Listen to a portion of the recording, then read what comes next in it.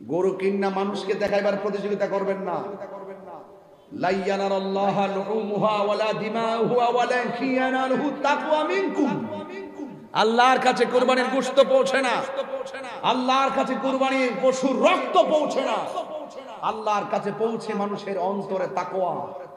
এই জন্য কোন চৌধুরী বাড়ির গরু কত টাকা দিয়ে কিনছে, ভুইয়া বাড়ির মানুষ দেখানোর কিছু নাই। ভুইয়া বাড়ির মানুষ কত টাকা দিয়ে কিনছে, মোল্লা বাড়ির মানুষ দেখানোর সুযোগ নাই। মোল্লা বাড়ির মানুষ কত টাকা দিয়ে কিনছে, মুন্সি বাড়ির মানুষ দেখার দরকার নাই।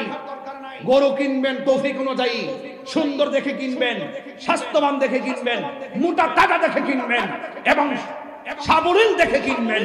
রাসূল বলছেন এই কুরবানির পশুগুলো জাহান্নাম উপরে যে পুলসিরাত থাকবে, এই পুলসিরাত পাড়ি দিয়ে এই পশুর উপরে আরোহণ করে কুরবানি দাতা জান্নাতে চলে যাবে। আরো আছে। কুরবানির পশুর গায়ে যতটা পশম থাকবে, কিসের গায়ে? কুরবানির পশুর গায়ে যতটা পশম থাকবে সেই পরিমাণ নেকি আল্লাহ পাক বান্দার আমলনামায় দিয়ে।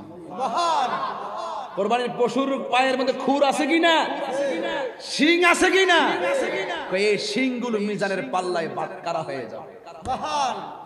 কুরবানিটা কি নামের জন্য আসছে? এটার পিছনে বড় ইতিহাস জড়িত, হৃদয় বিদারক ইতিহাস। এই যে রাসূল বলছেন কুরবানি হলো ইব্রাহিম নবীর সুন্নাত। খবরদার যুবক ভাইরা, গরু জবাই করবেন কিন্তু গোশতটা ঠিক মতো বন্টন করেন। গরুটা জবাই করে নিয়ে অর্ধেকটা গরু নিয়ে ফ্রিজের ভিতরে তাই ডুহাই দেয়।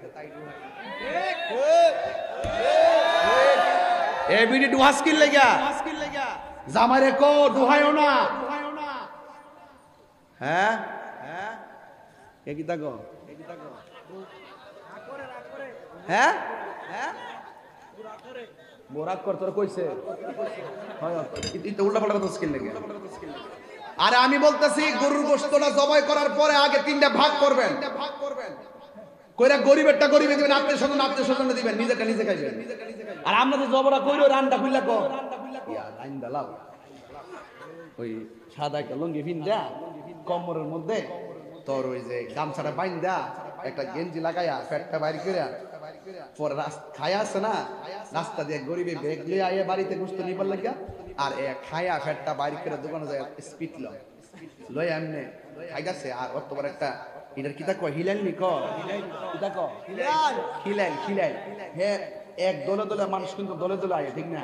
গোশত নিবার লাগে আইতাছে আর হে আমাদা এটা কটরানা খাই না, আমি খাইলেছি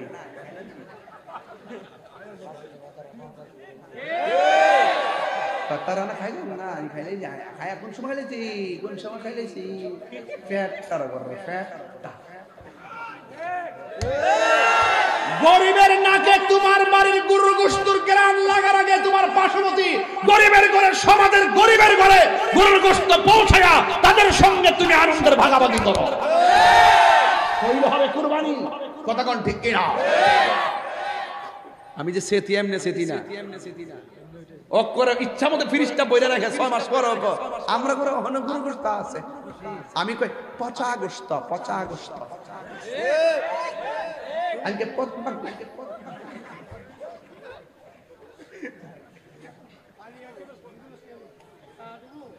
না আর পরে দে এবার দিতে পারস না। আচ্ছা আজকে আমি খুব বেশি চিল্লাছি না একটু জরুরি ওয়াজ করছি আজকে, ঠিক না? আমি কি আস্তে আস্তে বাটপারি করে ওয়াজ করছি? তাহিরি কি তখন রাইটকে ওয়াজ করে? তাহিরি ডাইরেক্ট যা ক দেখছেন না শায়েখ পূজারি রে কি বাপটা ডাইছি।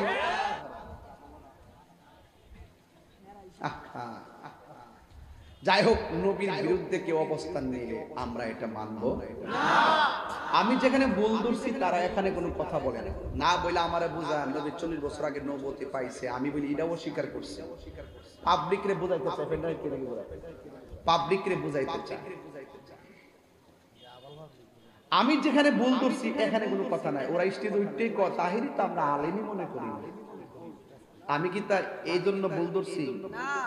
একটা রিক্সাওয়ালাও যদি সঠিক ভুল ধরে এটার আমার মূল্যায়ন করতে হবে।